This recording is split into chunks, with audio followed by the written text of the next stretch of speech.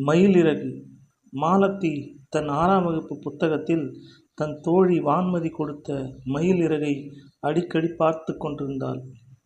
Mall, இது குட்டி போடும், இதுக்கு நீ பிஸ்கட் வை என்று சொன்னது நினைவில் நின்றது. மாலதி அடிக்கடி புத்தகத்தை எடுப்பதும் பார்ப்பதுமாயிருப்பதை பார்த்த மாலதியின் அம்மா அவள் விளையாட வெளியில் சென்றபோது அந்த புத்தகத்தை திறந்து பார்த்தாள். அதில் அழகான மயில் இறகும் கொஞ்சம் பிஸ்கட்டும் இருந்தது. 4 நாட்களுக்கு பிறகு மாலதி தன் புத்தகத்தை எடுத்துக்கொண்டு அம்மாவிடம் ஓடி வந்தாள். அம்மா அம்மா, இங்கே பாரேன், என் மயில் இறகு அழகா ஒரு குட்டி போட்டிருக்கு என்றாள்.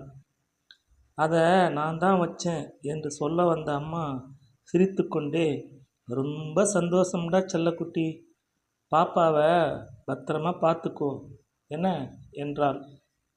ஒரு நகைச்சுவை கதை. தபால்காரர் ஒருவன் பணத்தட்டுப்பாட்டில் என்ன செய்வதென்று தெரியாமல், சரி, படைத்த கடவுளுக்கே பணம் வேண்டி கடிதம் எழுதுவோம் என்று நினைத்து கடவுளிடம் 100 ரூபாய் வேண்டும் என்று கீழ்க்கண்டவாறு எழுதினான். அன்புள்ள கடவுளே, நான் பண கஷ்டத்தில் இருப்பதால் எனக்கு ஒரு 100 ரூபாய் தந்து உதவுமாறு கேட்டுக்கொள்கிறேன். கடிதம் எழுதியதும் அனுப்ப வேண்டிய முகவரியில் கடவுள் என்று மட்டும் எழுதி கடிதத்தை தபால் பெட்டியில் போட்டுவிட்டு சென்று விட்டான். அக்கடிதத்தில் கடவுள் என்று எழுதியிருந்த முகவரியை பார்த்துவிட்டு ஆச்சரியத்தில் தபால்காரர் கடிதத்தை பிரித்து வாசித்து பார்த்தார்.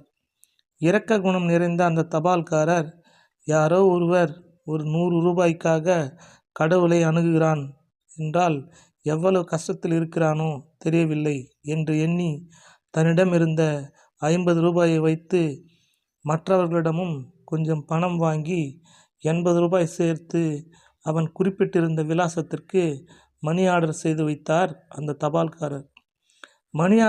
மணி ஆர்டரை பிரித்து பார்த்த அந்த நபர் ஒருவித மகிழ்ச்சியோடும் ஒருவித கவலையோடும் கடவுளுக்கு பதில் கடிதம் கீழ்க்கண்டவாறு எழுதினான்.